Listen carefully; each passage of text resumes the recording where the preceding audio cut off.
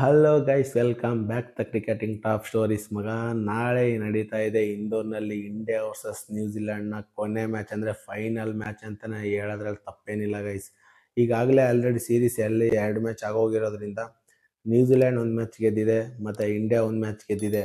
ಈ ಥರ ಇರಬೇಕು ಗೈಸ್, ಸ್ವಲ್ಪ ನೋಡೋದಕ್ಕೆ ಇಂಟ್ರೆಸ್ಟ್ ಇರಬೇಕು. ಅದು ಬಿಟ್ಟು ಒಂದು ಸೈಡಾಗೆ ಗೆದ್ಕೊಂಡು ಹೋಗ್ಬಿಟ್ರೆ ಏನು ಇಂಟ್ರೆಸ್ಟ್ ಇರೋಲ್ಲ, ಥ್ರಿಲ್ಲೂ ಇರೋದಿಲ್ಲ. ಅದಕ್ಕೆ ಈ ಥರ ಮ್ಯಾಚ್ ಇರಬೇಕು. ಒಂದು ಗೆದ್ದಿರೋದ್ರಿಂದ ನಾಳೆ ನಡೆಯುವಂಥ ಮ್ಯಾಚ್ ಸ್ವಲ್ಪ ಕ್ರೇಜ್ ಇರುತ್ತೆ ನೋಡೋದಕ್ಕೆ, ಯಾರು ಗೆಲ್ತಾರಪ್ಪ ಅಂದರೆ ನನ್ನ ಪ್ರಕಾರ ಎರಡು ಟೀಮ್ಗಳು ನಾಳೆ ತುಂಬ ಅಂದರೆ ತುಂಬ ಇಂಪಾರ್ಟೆಂಟ್ ಆಗಿರುತ್ತೆ.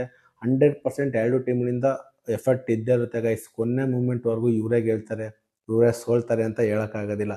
ಓಕೆ ಗೈಸ್, ನನ್ನ ಪ್ರೆಡಿಕ್ಷನ್ ಪ್ರಕಾರ ನಾಳೆ ನಡೆಯುವಂಥ ಮ್ಯಾಚಲ್ಲಿ ಟಾಸ್ ವಿಚಾರ ಬರೋದಾದರೆ ಇಂಡಿಯಾ ಗೆಲ್ತಾರೆ, ಮತ್ತು ಮ್ಯಾಚ್ ವಿಚಾರ ಬರೋದಾದರೆ ಇಂಡಿಯಾ ಗೆಲ್ತಾರೆ. ಈ ಎರಡು ಪ್ರೆಡಿಕ್ಷನ್ ನಾನು ಇಂಡಿಯಾ ಪರ ಹೋಗ್ತಾ ಇದ್ದೀನಿ ಗೈಸ್.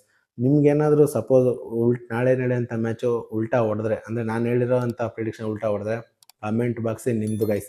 ನೀವೇನಾದರೂ ಕಮೆಂಟ್ ಮಾಡ್ಕೋಬೋದು, ನಾನು ಅದನ್ನು ಅಕ್ಸೆಪ್ಟ್ ಮಾಡ್ಕೋತೀನಿ. ನನ್ನ ಒಂದು ಪ್ರಿಡಿಕ್ಷನ್ ಮೇಲೆ ಯಾಕಪ್ಪ ಅಷ್ಟೊಂದು ನಂಬಿಕೆ ಅಂದರೆ WPL ಅಲ್ಲಿ ಹೇಳಿರೋಂಥ ನಾನು ಅಂದರೆ 5ರಿಂದ 6 ದಿವಸ ಆಗಿದೆ WPL ಸ್ಟಾರ್ಟ್ ಆಗಿ. ನಾನು ಹೇಳಿರೋಂಥ 100% ಪ್ರಿಡಿಕ್ಷನ್ ವರ್ಕ್ ಆಗಿದೆ ಮತ್ತು 100% ಪಾಸ್ ಆಗಿದೆ ಅಂತ ಆ ಒಂದು ಧೈರ್ಯದ ಮೇಲೆ ನಾನು ನಾಳೆ ನಿಮ್ಮ ಪ್ರಿಡಿಕ್ಷನ್ ಮಾಡ್ತಾಯಿದ್ದೀನಿ. ಅದಕ್ಕೆ ಹೇಳ್ತಾ ಇದ್ದೀನಿ ನಾಳೆ ಇಂಡಿಯಾದವ್ರು ಗೆದ್ದಾಗ ಹೇಳ್ತಾರೆ ಅಂತ. ಓಕೆ ಗೈಸ್, ಮ್ಯಾಚ್ ಬಗ್ಗೆ ಬರೋದಾದರೆ ಇವಾಗ ಏನಪ್ಪ 2ನೇ ಮ್ಯಾಚಲ್ಲಿ ಸೇಮ್ ಪ್ಲೇಯಿಂಗ್ 11 ಇತ್ತು. ಅಂದರೆ ವಾಷಿಂಗ್ಟನ್ ಸುಂದರ್ಗೆ ಸ್ವಲ್ಪ ಇಂಜುರಿ ಆಗಿತ್ತು. ಅವ್ರ ಬದಲು ಅವರು ರೀಪ್ಲೇಸ್ಮೆಂಟಾಗಿ ಆಯುಷ್ ಬದೋನಿ ಅವರಿಗೆ ಚಾನ್ಸ್ ಕೊಟ್ಟಿದ್ರು. ಅಂದರೆ ಆಯುಷ್ ಬದೋನಿ 2ನೇ ಮ್ಯಾಚಲ್ಲಿ ಏನು ಆಡಿರಲಿಲ್ಲ. ಅಂದರೆ ಏನಪ್ಪ ಸ್ಕ್ವಾಡ್ ಅಂದರೆ ಮೊದಲು ನ್ಯೂಜಿಲೆಂಡ್ ಬರಬೇಕಾಗಿತ್ತಲ್ಲ, ಅಂಥ ಟೈಮಲ್ಲಿ ಏನು ಸ್ಕ್ವಾಡ್ ಅನೌನ್ಸ್ ಮಾಡಿದ್ರು, ಯಾರು ನಿತೀಶ್ ಕುಮಾರ್ ರೆಡ್ಡಿ ಅವರು ಆ್ಯಡ್ ಮಾಡಿದ್ರಲ್ವ, ಆ ಒಂದು ಪ್ಲೇಯರ್ನೇ ಈ ಒಂದು 2ನೇ ಮ್ಯಾಚಲ್ಲಿ ಆಡಿಸಿದ್ರು. ಆದರೆ ಆಯುಷ್ ಬದನ್ಗೇನು ಚಾನ್ಸ್ ಕೊಟ್ಟಿರಲಿಲ್ಲ ವಾಷಿಂಗ್ಟನ್ ಸುಂದರ್ ಬದಲು. ಆದರೆ ಈ ಮ್ಯಾಚಲ್ಲೂ ಸೇಮ್ 2ನೇ ಮ್ಯಾಚಲ್ಲಿ ಏನಿತ್ತು ಅದೇ ಒಂದು ಪ್ಲೇಯಿಂಗ್ 11 ಇರಬೇಕು ಅಂತ ನಾನು ಆಶಿಸ್ತೀನಿ ಗೈಸ್. ಯಾಕೆಂದರೆ ಅವರು ಯಾರು ನಿತೀಶ್ ಕುಮಾರ್ ರೆಡ್ಡಿ ಅವರ ಕೇಪಬಿಲಿಟಿ ಏನಿದೆ ಅಂತ ನಮಗೂ ಗೊತ್ತು, ನಿಮಗೂ ಗೊತ್ತು. ಯಾವ ಥರ ಸನ್ರೈಸರ್ಸ್ ಹೈದ್ರಾಬಾದಲ್ಲಿ ಆಡ್ತಾರೆ ಅವ್ರು IPL ಪರ.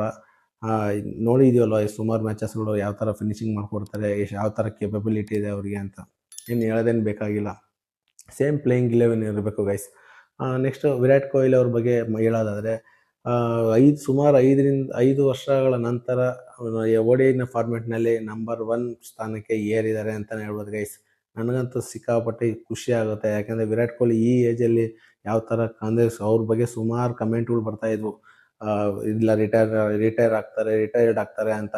ಆದರೆ ಅವ್ರು ಎಲ್ಲರಿಗೂ ಒಳ್ಳೆ ಉತ್ತರ ಕೊಟ್ಟಿದ್ದಾರೆ. ನಂಬರ್ 1 ODI ರ್ಯಾಂಕಿಂಗ್ ಅಂದರೆ ODI ಅಂದರೆ ವಿರಾಟ್ ಕೊಹ್ಲಿ ಅಂದರೆ ವಿಂಟೇಜ್ ಕೊಹ್ಲಿ ಅಂತಲೇ ಹೆಸರುವಾಸಿ. ಅಂದರೆ ODI ಫಾರ್ಮೇಟಲ್ಲಿ ವಿರಾಟ್ ಕೊಹ್ಲಿನ ಮೀರ್ಸೋ ಅಂಥ ಪ್ಲೇಯರು ಬರೋದಿಲ್ಲ. ಅವ್ರು ಮಾಡಿರೋಂಥ ರೆಕಾರ್ಡು ಏನಿದೆಯಲ್ಲ 53 100 ಯಾರ ಕೈಲಿ ಅದನ್ನ ಬೀಟ್ ಮಾಡೋಕ್ಕಾಗಲ್ಲ. ಈ ನನಗೆ ಗೊತ್ತಿರೋ ಪ್ರಕಾರ ನಾನು ಹೋದ್ಮೇಲೆ ಆಗ್ಬೋದು, ಹೇಳೋಕ್ಕಾಗೋದಿಲ್ಲ.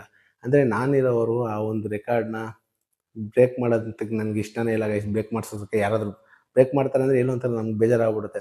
ವಿರಾಟ್ ಕೊಹ್ಲಿ ಆ ರೆಕಾರ್ಡು ಯಾರು ಮುರಿಬಾರ್ದಂತ ನನಗೆ ಪರ್ಸ್ನಲ್ಲಾಗಿ ಆಶಿಸ್ತೀನಿ ಗೈಸ್. ವಿರಾಟ್ ಕೊಹ್ಲಿ ಒಂದು ಸಲ್ಯೂಟ್ ಹೇಳ್ತಾ, ರೋಹಿತ್ ಶರ್ಮಾ ಬಗ್ಗೆ ಬರೋದಾದರೆ ರೋಹಿತ್ ಶರ್ಮಾ ನಾಳೆ ನಡೆಯೋಂಥ ಮ್ಯಾಚಲ್ಲಿ ಪಕ್ಕ 50+ ಹೊಡಿತಾರೆ ಗೈಸ್. ನನಗೆ ಅನ್ನಿಸ್ತಾ ಇದೆ ಎಲ್ಲೋ ಒಂದು ಕಡೆ. ಯಾಕಂದರೆ 2 ಮ್ಯಾಚಿಂದ ಅವ್ರು ಸೇಮ್ ಒಂದೇ, ಅಂದರೆ 24 23ಕ್ಕೆ ಔಟ್ ಆಗಿರೋದ್ರಿಂದ ನಾಳೆ ನಡೆಯೋಂಥ ಮ್ಯಾಚಲ್ಲಿ ಪಕ್ಕ 50+ ಸ್ಕೋರ್ ಹೊಡಿತಾರೆ ಮತ್ತು ವಿರಾಟ್ ಕೊಹ್ಲಿ 50+ ಸ್ಕೋರ್ ಹೊಡಿತಾರೆ ಅಂತ ಹೇಳ್ತಾ ಇದ್ದೀನಿ. ನಾಳೆ ನಡೆಯೋಂಥ ಮ್ಯಾಚು 100% ಇಂಡಿಯಾದವರು ಗೆದ್ದಾಗ ಹೇಳ್ತಾರೆ. ನಿಮ್ಗೇನು ಅನಿಸುತ್ತೆ ಗೈಸ್ ಈ ನನ್ನ ಪ್ರಿಡಿಕ್ಷನ್ನು ಮತ್ತು ಈ ಒಂದು ಪ್ಲೇಯಿಂಗ್ 11? ನಿಮಗೆ ಪ್ಲೇಯಿಂಗ್ 11 ಯಾವ ಪ್ಲೇಯರ್ನ ತೆಗೆದ್ರೆ ಮತ್ತು ಯಾವ ಪ್ಲೇಯರ್ನ ಆ್ಯಡ್ ಮಾಡಿದ್ರೆ ಇನ್ನೂ ಸ್ಟ್ರಾಂಗ್ ಆಗುತ್ತೆ ಅಂತ ನನಗೆ ಕಮೆಂಟ್ ಮಾಡಿ. ಇದೇ ಥರ ಕ್ರಿಕೆಟಿಂಗ್ ಅಪ್ಡೇಟ್ಗಾಗಿ ನಮ್ಮ ಚಾನಲ್ ಸಬ್ಸ್ಕ್ರೈಬ್ ಮಾಡ್ಕೊಳ್ಳಿ ಅಂತ ಹೇಳ್ತಾ ಈ ವಿಡಿಯೋನಾದ್ರು ಇಲ್ಲಿಗೆ ಎಂಡ್ ಮಾಡ್ತಾಯಿದ್ದೀನಿ ಗೈಸ್. ಬಾಯ್.